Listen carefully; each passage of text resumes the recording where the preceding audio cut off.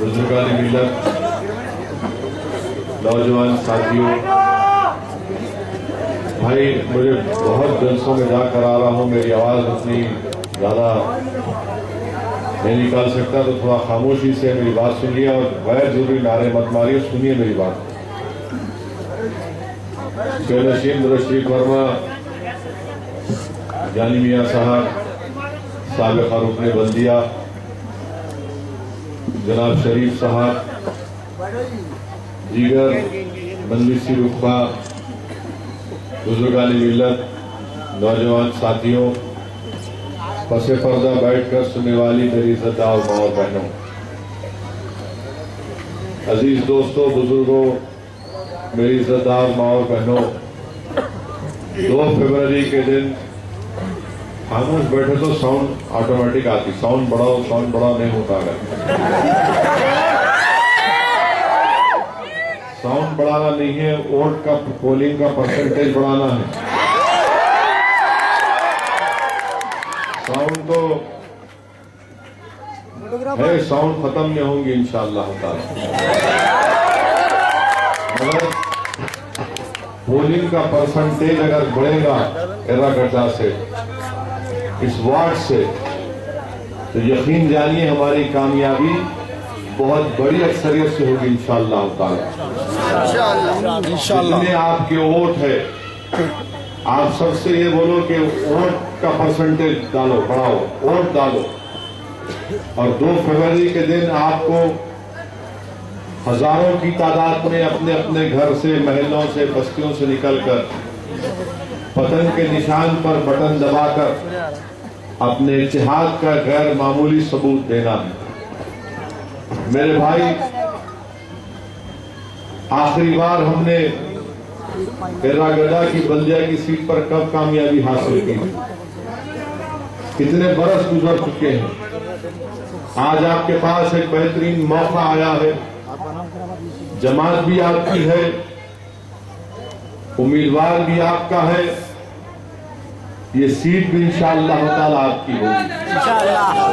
और जो लोग हमारे सामने हैं, ये अजीबो गरीब है, इन्हें कभी साइकिल पे बैठता है तो अब गाड़ी में बैठ गया, इन्हें तरक्की कर रहा, मगर एर्रागड्डा की आवाम तरक्की नहीं कर रही। ठीक है, आपको साइकिल के गम के पैंडला मारते मारते थक गए होंगे, मगर ये अजीब गरीब थाली में का बैगन है, नहीं यहाँ से गिर रहा वहां जब एक जगह टिक के नहीं बैठा, उन्हें एर्रागड्डा की आवाम की क्या काम करेगा? तो जो लोग जिनमें साबित खत्मी नहीं है, इनका साथ अब नहीं दे सकते मेरे भाई।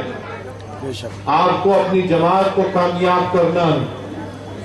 आप देखते हैं कि पिछले 5 साल में क्या तरक्याती काम अंजाम दिए। यहाँ पर जानी मियाँ कॉर्पोरेट मेंबर थे, उनके बजट से तरक्याती काम हुए। तमाम का तमाम डेवलपमेंट कहां पर हुआ, किधर हुआ, किसको पता ही नहीं है। और लोग आकर आपसे बोलेंगे रूलिंग पार्टी, कोई रूलिंग पार्टी नहीं चलने वाली है। रूलिंग पार्टी से काम करवाना ये मजलिस का काम है। रूलिंग पार्टी को मजबूर करना और काम करवाना ये मजलिस का काम है। शादी मुबारक की स्कीम शुरू हुई तो मजलिस की तजवीज के ऊपर अगर कहां पर कोई मसला पेश आ जाता तो मजलिस जाकर लड़ती है ऐवान में। आज जरूरत इस बात की है कि शहर हैदराबाद की बल्दिया में मुस्लिम अक़लियत की ज्यादा से ज्यादा नुमाइंदगी हो, और उसके लिए बेहद जरूरी है कि सीट पर हमारी कामयाबी हो। ये शहर हमारा है, इस शहर पर हमारी निशानियां हैं, तारीख की निशानियां हैं।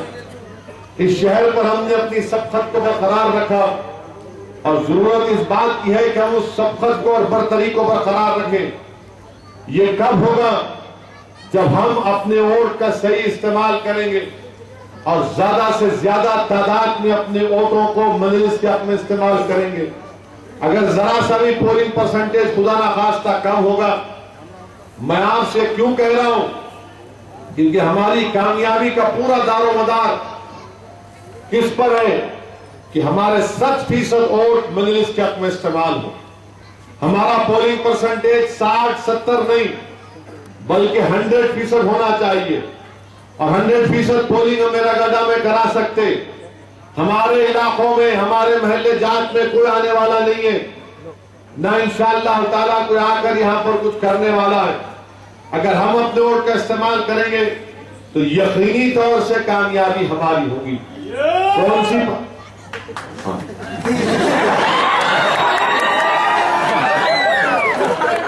ये साउंड है, बिल्कुल साउंड है यार, पावरफुल साउंड। वो पुकारते कि कांग्रेस आपके सामने, इनके पास कुछ नहीं रहा। 100 साल के ऊपर की पार्टी बात करेगी, बोलते हैं लोग बुढ़े हो गए लोग, मुंह में दाता नहीं है, मजलिस से पंजा लड़ाने को आ रहे हैं। कुछ कामकाज नहीं रहे, नाम शरीफ है मगर इतने शरीफ नहीं है, इतना रखो ना उनते शरीफ है ना मुझे शरीफ है। हमारा मकसद इस वार्ड से कामयाबी हासिल करना और हर एतबार से हमको कोशिश करना। क्या प्रोग्राम है आपके पास, किसी के पास क्या प्रोग्राम है, सब मिलकर एक ही बात बोलते हैं, टीआरएस, कांग्रेस, टीडीपी, बीजेपी मजलिस कम्युनल है, फिरका परस्त है, फिरका परस्त है। ये वो असदुद्दीन ओवैसी भड़काऊ भाषण देते, रटावा है 3 चीजें इनके पास, फिरका परस्त, भड़काऊ भाषण, मजहब का इस्तेमाल करते हैं लोग। अच्छा, आप जो करते हो फिरका परस्ती नहीं है, आप जो बोलते क्या बोलते, आप तोते की तरह बयान करते क्या? आप मजहब को इस्तेमाल नहीं करते, मैं मजहब को इस्तेमाल करता हूं। तीनों के तीनों चीजें आपके सामने हैं। क्या किया इन तमाम पार्टीज ने हमारे लिए? कांग्रेस के पास कोई प्रोग्राम नहीं, टीआरएस के पास कोई प्रोग्राम नहीं, तेलुगु देशम बीजेपी के पास कोई प्रोग्राम नहीं। मजलिस आपके सामने एक एक्शन प्लान रख रही है हैदराबाद के लिए। और क्या एक्शन प्लान है वो एक्शन प्लान ये है कि इंशाअल्लाह ताला हैदराबाद की बल्दिया में इख्तिदार अल्लाह सुब्हानहू ताला मजलिस को देगा। यहां से जनाब शरीफ साहब की अहलिया मजलिस की उम्मीदवार कामयाब होगी तो हमारा जो प्रॉपर्टी टैक्स का बकाया जात है, मिसाल के तौर पे किसी के घर का प्रॉपर्टी टैक्स सालाना 4,000 रुपये, 4,100 रुपये है और उस पर बहुत से बकाया जात है। मैं आपसे वादा कर रहा हूं कि इंशाअल्लाह ताला जितने ड्यूज हैं, जितने बकाया जात है, तमाम के तमाम इंशाअल्लाह माफ कराएंगे। और जो 4,000 रुपये तक का आप टैक्स देते थे, आइंदा साल से इंशाअल्लाह सिर्फ 101 रुपया देंगे आप। जैसा जाते थे वलीमे में लिफाफा देने को 11 रुपये, 111 रुपये, यहाँ तो 111 रुपये में नहीं है, 101 रुपया खाली। ये काम मजलिस कर रही, ये भड़काऊ भाषण है। मैं मजहब को इस्तेमाल कर रहा हूँ, बिल्कुल आपकी बात से मुत्तफिक हूं। मैं आपसे वादा कर रहा हूँ चीजा, जो पानी हुआ जो घरों में पानी का बिल का बकाया जात है वो भी अदा नहीं करेंगे, इंशाल्लाह माफ कराएंगे वो भी। हमारे पानी के बिलों पे बहुत बकाया जात, पानी नहीं आता मर बिल आता बराबर, ड्रेनेज की लाइन बराबर नहीं बनती, उस पर लिखा रहता सूएज सरचार्ज। मैं आपसे वादा कर रहा हूं कि इंशाअल्लाह ताला जो पानी के बिल के बकाया जाते हैं वो भी माफ कराएंगे इंशाअल्लाह ताला। तीसरी बात क्या है कि 2,750 पोस्ट बल्दिया में खाली पड़े हुए, हम पूरी कोशिश करके इंशाअल्लाह ताला वो 2750 जो जायदादें खाली पड़ी हुई है उसको पूर्ण करेंगे, जिसमें मुसलमानों को 5% तहफ्फुज़ात मिलेगा और इससे हमको भी हिस्सा मिलेगा। दीगर हमारे हिंदू ओबीसी भाइयों को भी उनका हिस्सा मिलेगा। 2750 पोस्ट अगर पूरे पूर्ण किए जाएंगे, यकीन जानिए कितना अच्छा एडमिनिस्ट्रेशन चलेगा, काम होगा। ये 2700 पोस्ट से काम होने वाला नहीं है। मजलिस ने इस बात को जाना और पहचाना कि और 2600 जायदाद निकल सकती है हैदराबाद की बल्दिया में, यानी करीब 5000 के करीब जायदादें निकलेंगी, जिसमें मुसलमानों को रिजर्वेशन 5% के एतबार से उनकी नौकरियां मिलेंगी, हमारे हिंदू ओबीसी भाइयों को, दलित भाइयों को उनका हिस्सा मिलेगा। ये मजलिस काम करना चाहती है। और एक अहम बात जो मजलिस क्या करना चाहती है, मच्छरों की कसरत ज्यादा हो गई, मगर इलेक्शन का मौसम आए तो ये सियासी मच्छरा भी पैदा हो जाते हैं।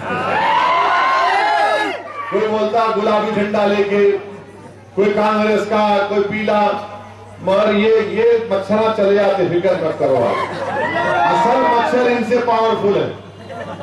ये मच्छरों की मेरे को फिक्र नहीं है, मगर गुरूर तकब्बुर में नहीं कह रहा हूं। असल मच्छर जो हमारे बच्चों को बीमार कर देता, हमारे बुजुर्गों को बीमार कर देता, और जो बल्दिया में एंटोमोलॉजी का जो डिपार्टमेंट है, शोबा है, उसमें जायदादें हैं, उसको मुस्तहकम करने की जरूरत है, ताकि सही तरीके से जिस जगह पर मच्छरों की पैदावार होती है वहां पर जाकर फॉगिंग करने की जरूरत है। इंशाअल्लाह ताला मजलिस वो काम भी करना चाहती है। एक और अहम बात कि शहर हैदराबाद को दरियाए कृष्णा से और दरियाए गोदावरी से पानी आता है। पूरे शहर हैदराबाद में हर हैदराबादी की जबान पर ही है, मेरे को पानी नहीं मिलता, पानी का प्रेशर नहीं आता, पानी आता तो गंदा पानी आता। हम अपने एक्शन प्लान में कह रहे हैं कि अगर आप लड़कर हुकूमत से हम 40 टीएमसी पानी शहर हैदराबाद के लिए हासिल करेंगे, और वो पानी है, ऐसा नहीं है कि पानी नहीं है, पानी है। वो पानी कृष्णा गोदावरी का जो पानी 40 टीएमसी पानी हैदराबाद को मिलेगा, हर हैदराबादी के घर में पानी आएगा, साफ पानी आएगा। मजलिस और एक, अरे सीटियां नहीं मारना है, सुनो सुनो, बहुत जवान बच्चे दिख रहे हैं। और एक काम जो मजलिस करना चाह रही है, मैं जब एमपी था, एमपी आज भी हूं अल्हम्दुलिल्लाह, एमपी के बजट से 5 साल पहले मैंने अपने हैदराबाद के पार्लियामेंट कॉन्स्टिट्यूंसीज में रिवर्स ऑस्मोसिस का एक प्लांट लगाया, आरओ प्लांट बोलते हैं उसको। 11 लाख की लागत से बोरवेल के पास एक प्लांट लगा दिए, बोरवेल का पानी लेके उन्हें साफ करता, और साफ इतना साफ करता है कि बिस्लरी किल्ली का पानी उसके सामने कमजोर पड़ जाता, इतना साफ पानी आता। 1 रुपया डालो आप, 11 लीटर साफ पानी आता। मजलिस क्या इरादा रखती है, हमने अपने एक्शन प्लान में बात रखी कि हम ऐसे 1500 यूनिट बनाएंगे पूरे शहर हैदराबाद में। एर्रागड्डा वार्ड में इंशाअल्लाह ताला अगर आपको 15-20 यूनिट की जरूरत है, हम बोरवेलों के पास ये लगाएंगे। 1 रुपया आप डालेंगे, 11 लीटर साफ पानी आपको मिलेगा। जहां कहीं भी मैंने ये रिवर्स आरओ प्लांट लगाया, साफ पानी अगर आप महल्ले जात में देंगे, उसका सबसे बड़ा फायदा यह होता है कि हमारे बच्चे बीमार नहीं पड़ेंगे, हमारे बुजुर्ग बीमार नहीं पड़ेंगे। आज सबसे बड़ी वजह हमारे बच्चों को बीमार पड़ने की गंदा पानी की वजह से, हमारे बुजुर्ग बीमार पड़ जाते।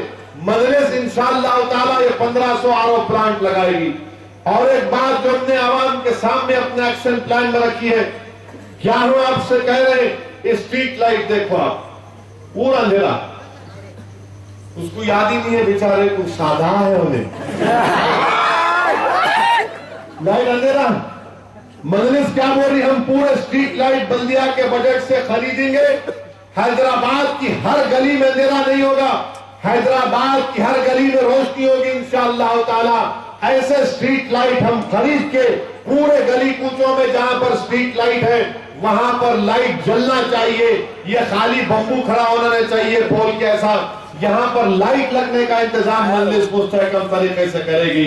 एक और बात हमने अपने एक्शन प्लान में कही है, क्या हमने कहा कि बिल्डिंग का परमिशन, बिल्डिंग के परमिशन में करप्शन बहुत होता, तो उसको और साफ और सुथरा करने के लिए एक प्रोग्राम हम बना रहे हैं, ताकि जो भी बिल्डिंग बनाना चाह रहा वो सीधा जाए, बगैर किसी एमएलए, एमपी, कॉर्पोरेटर को या किसी ब्रोकर को पैसे दिए, बगैर करप्शन हुए, साफ तरीके से अपना परमिशन उसको मिल जाए। एनआरएस की स्कीम है, बरसों से लोगों ने अपनी बिल्डिंग बनाई, उसके कंस्ट्रक्शन को, परमिशन को सही करने का रुका हुआ है। मजलिस उसमें तेजी पैदा करेगी। और एक बात जो हमने अपने एक्शन प्लान में कही, क्या कहा कि जितने मसलक है, स्लॉटर हाउसेज है हैदराबाद में, आज आप देखते हैं कि रमनसपुरा में अल्हम्दुलिल्लाह वो काम करना शुरू हो गया। अंबरपेट में तो क्यों करना चाह रहे? क्योंकि गोश्त सस्ता जरूर है, आवाम को अच्छा गोश्त मिले, जो गोश्त का कारोबार कर रहे हैं उनको फायदा हो। और याद रखिए मेरी इस बात को, लोग मुझ पे इतराज कर रहे थे, आप स्लॉटर हाउस क्यों मॉडर्नाइज कर रहे? बहुत से लोगों के दिल में शक और शुबा था, मगर मेरी बात सच साबित हुई। जब महाराष्ट्र में बीजेपी और शिवसेना को इक़्तिदार मिला तो वहां पर उन्होंने क्या किया? हमारे हिंदुस्तान में कई मजहब के मानने वाले, दुनिया में एक वाहिद मुल्क है जहां पर इतने मजहब को मानने वाले, मगर हम एक दिन की छुट्टी मनाते, किसी भी मजहब का त्योहार, उस दिन दुकान बंद रखते। मगर बंबई, मुंबई में, महाराष्ट्र में क्या हुआ? बीजेपी शिवसेना वाले क्या किए? 8-8 दिन गोश्त की दुकान को बंद करके रख दिए। 8-8 दिन स्लॉटर हाउसेस बंद हो गए, दुकानें बंद हो गई गोश्त की। अब आप अंदाजा लगाइए कि अगर इख्तिदार बल्दिया में मजलिस के पास नहीं, अगर किसी और के पास देगा तो बोलेंगे हमारा त्योहार है, बंद करना नहीं, 1 दिन नहीं, 2 दिन नहीं, 4 दिन करना। मेरे भाई, इख्तिदार अगर आपसे कह रहा हूं कि मजलिस को वोट दो, ये तमाम चीजें रोकना है हमको, और अगर हमारे पास 8 दिन या 2 दिन गोश्त की दुकान बंद रही तो जो गोश्त का कारोबार करता है, अगर 1 दिन में उन्हें जानवर नहीं बेचा तो खर्चे में आ जाता हूं। और अगर 2 दिन दुकान बंद रही तो हैदराबाद में तूफान मच जाएगा। हमको गोश्त खाने की बहुत आदत है। मैं एक वाकया सुना, मैं हकीकत है। हमारे हिंदुस्तान के एक रियासत है, नाम ले लेता हूं मैं, उनका एक बैंक का फंक्शन था और बैंक के मेंबर पूरे मुसलमान थे। तो वहां पर लोग चले गए, फंक्शन हुआ, बोले खाना खाइए। इत्तेफाक से क्या हुआ, वो मुसलमान जो है वेजिटेरियन सेक्शन में चले गए। अब जाके बोल रहे क्या है भाई, दिख रहा ही नहीं। आखिर में एक साहब जो है, शरीफ साहब के सामने ठहरो बोल के पैसे चढ़ाए, हाथ के अंदर डाले, उसमें भी वोट ही नहीं आई। बोले क्या है भाई, ये कहीं को बुलाया हमारे, हम मुसलमान हैं, बुलाया हमको कुछ भी नहीं। कुत्ते एक जना 10 नारा मारा, हमको आजादी चाहिए। कहीं को आजादी चाहिए, नहीं तो गोश्त नहीं दिया हमको। भाग क्यों आया बैंक का वो जो भी एमडी था, नहीं नहीं भाई ये आप वेजिटेरियन में आइए, इधर आइए, इधर आइए। तूफान मच गया। तो हमारे पास भी ऐसी होता, गोश्त नहीं मिला तो देख के दूसरे क्या है भाई, गुस्सा क्या है, जरूरत है, क्या करेंगे? जो पैसे वाला है जाके बकरे का गोश्त लेता हूं, पोर्क लेता। गरीब को, बच्चों को खिलाना है, ताकतवर बनाना है बच्चों को, तो जाके बड़े का लेते। सही है बात, कोई बुरी बात नहीं है इसमें, बिल्कुल लेते। बड़े का लेते बीच में छोटा भी कर लेते होंगे, वो भी होता, वो भी हकीकत है। हम नहीं बोल सकते क्या करेंगे, मगर ये चीजें हैं मेरे भाई, इसको तवज्जो लेने की जरूरत है। यकीनन आप मजे ले रहे हैं मेरे बोलने पर, मगर याद रखिए हकीकत बयान कर रहा हूं। अगर जरा सी भी कोताही करेंगे हम तो इख्तिदार जालिमों के पास चला जाएगा, और ये जालिम हमको माशी तौर पर नुकसान पहुंचाने की कोशिश करेंगे, हमको हमारी आदतें छुड़ाने की कोशिश करेंगे।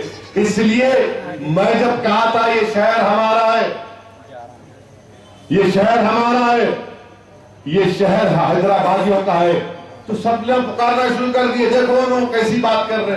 अरे कैसी क्या बात कर रहे भाई, हैदराबाद हमारा है, आपका है क्या? हम यहां पैदा हुए, इस शहर के गली कूचों में चप्पे चप्पे पर हमारे बुजुर्गों के असलाफ की निशानियां हैं।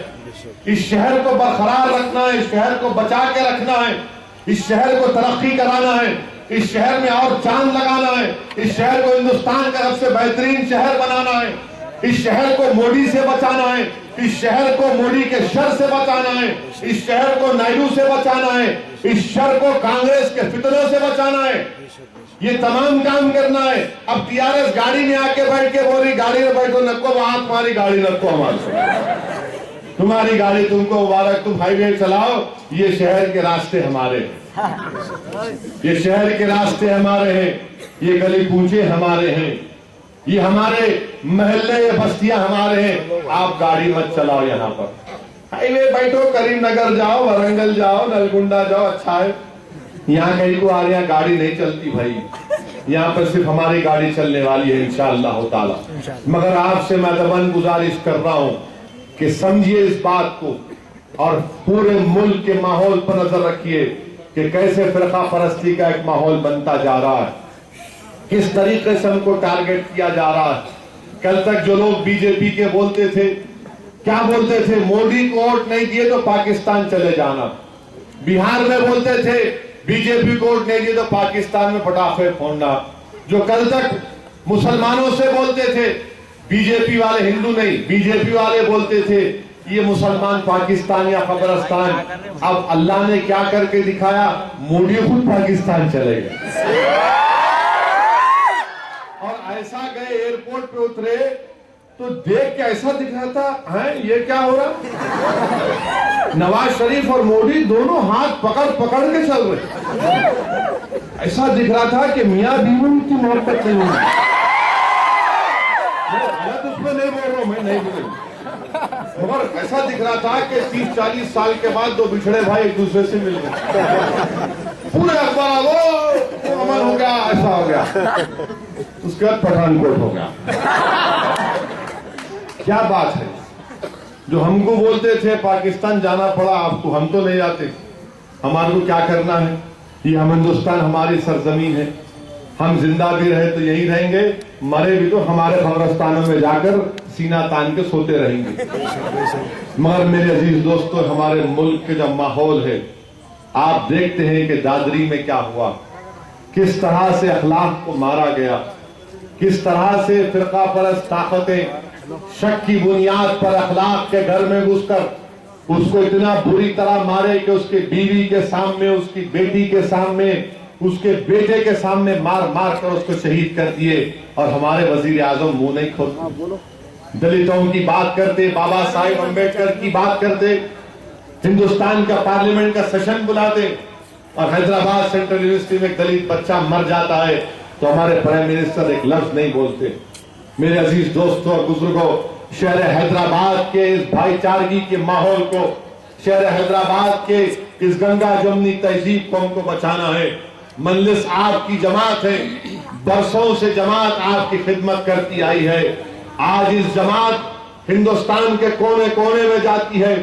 यकीनन हम बिहार गए, कामयाबी नहीं मिली, मगर याद रखिए आने वाले 5 साल में बिहार के असेंबली में इंशाअल्लाह ताला मजलिस का नुमाइंदा जाएगा। महाराष्ट्र में हम जाते हैं, अपनी जमात को वहां पर मजबूत करते हैं। आज पूरे मुल्क में जो दलित अवाम है, जो गरीब अवाम है, वो एक उम्मीद की किरण मजलिस में देखती है कि जमात गरीबों की बात कर रही है। बेबाक तरीके से ऐवान असेंबली में, ऐवान पार्लियामेंट में अवाम के मसाइल को जमात उठाती है। मेरे अजीज दोस्तों और बुजुर्गों, ये जमात आपकी है। मुझे नहीं मालूम इस दुनिया में मेरा कितना वक्त है, मैं जरूर एक दिन जमीन की ग़िज़ा बन जाऊंगा, मगर नौजवानों, तुम्हारा मुस्तकबिल है। नौजवानों, ये जमात तुम्हारी है। मेरी इज्जतदार माँ और बहनों, ये जमात आपकी है। इस जमात को मजबूत करना आपकी जिम्मेदारी है। इस इलेक्शन में यह मत देखो कि शरीफ है या असदुद्दीन ओवैसी है, जानी मियां है। इस इलेक्शन में अपने आप को देखो, इस इलेक्शन में अपनी जमात को देखो, इस इलेक्शन में अपने इत्तेहाद को सामने रखकर एक फैसला करो। अरे हुकूमतें आएंगी चले जाएंगी, मगर जमात बरकरार रहेगी। जब जमात की ताकत रहेगी तो जमात इख्तिदार की कुर्सियों पर बैठने वालों से मुकाबला करेगी, इंसाफ का मुतालबा करेगी, हक को मनवाएगी, बल्दियात में मसाइल को उठाएगी और उसको मसाइल हल करवाएगी। मेरी आप तमाम से दबन गुजारिश है कि 2 फरवरी के दिन हजारों की तादाद में अपने अपने घर से निकलिए, अपने वोट का इस्तेमाल करिए, पोलिंग परसेंटेज को बढ़ाइए। नौजवानों में आपसे एक बात कर रहा हूं, 2 फरवरी के दिन मोटरसाइकिल पे निकलते, कहां है शरीफ भाई, कहां है जानी मियां, कहां है, 1 घंटा खाली राउंड मारते। अरे खुद तो वोट डालो, पहले वोट डालो, अपने घर वालों को वोट डलवाओ, बाजू वालों से पूछो वोट डाले नहीं डाले, दोस्त को फोन करो सेल फोन पे, व्हाट्सएप पे मैसेज करते रहो वोट डालो, मजलिस को पतंग वोट डालो, उसके बाद निकलो तफरी करने को। अपना वोट नहीं डालते क्यों भागे मोटरसाइकिल पे। पोलिंग के दिन मैं आया तो मेरे पीछे 50-50 मोटरसाइकिल एक जगह पे। मैं एक दिन रोक के एक 10 मोटरसाइकिल बच्चों को बुलाया जरा वोट डाले।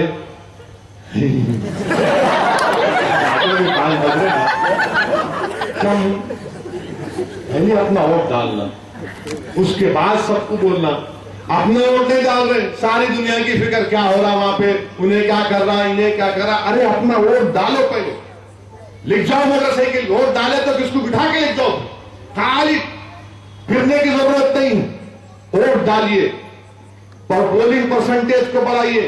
ये सीट से हमको कामयाबी हासिल करने हर एतबार से इंशाअल्लाह ताला एक तारीख हम बनाएंगे यहां पर कि हाँ, लोग बोलेंगे कि रागड्डा के पूरे लोग मुत्तहिद होकर यहां पर शरीफ के अलिया को कामयाब किए।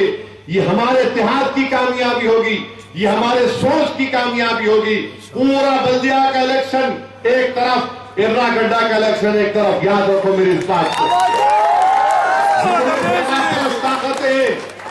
जितने मुफाद परस्त ताकतें वो तमाम नजर उठाकर देख रहे हैं इर्रागड्डा में क्या होगा। इर्रागड्डा में कुछ नहीं होगा, फिरका परस्त ताकत हो। अरे गाड़ी में बैठने वालों, हाथ से हाथ को धोखा देने वालों, साइकिल चलाने वालों, इर्रागड्डा में इंशाअल्लाह ताला मजलिस कामयाब होगी और तुम लोग इर्रागड्डा के दवाखाने में जाओगे इंशाअल्लाह। अब हम पहचान चुके हैं तुम्हारी बातों को और इंशाअल्लाह ताला इनको सबक सिखाने का वक्त आ चुका है। एक ताकतवर उम्मीदवार हमारे पास है, एक स्ट्रांग उम्मीदवार हमारे पास है और स्ट्रांग और ताकतवर उम्मीदवार को हमको कामयाब करना है और एक एक वोट के जरिए हमको कामयाबी दिलाइए।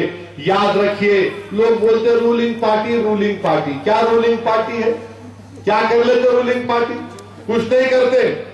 लोग बोलते आप एक ही है एमपी, मैं हाँ एक ही छू, मगर पार्लियामेंट में जब हम अल्लाह के करम से बोलते हैं, जब बोलते हैं तो बीजेपी वाले पेट में उनको तकलीफ होना शुरू हो जाती है।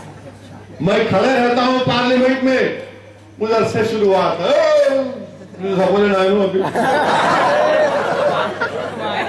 तो मालूम हुआ ना कि एक की अहमियत क्या है। याद रखिए, एक एक खतरे से दरिया बनता है मेरे भाई, एक एक वोट से कामयाबी मिलती है। और अपने वोट को मत समझिए कि मेरा एक वोट क्या होगा। निकलिए 2 फरवरी के दिन, ये हमारे इत्तेहाद का दिन होगा और निकलिए, दुआ करते रहिए अल्लाह से कि अल्लाह सुब्हानहू तआला हमको कामयाबी से नवाजे। शुक्रिया, और भी जल्द से होंगे, मैं भी आऊंगा और जनाब मोहतरम अकबर साहब भी आएंगे।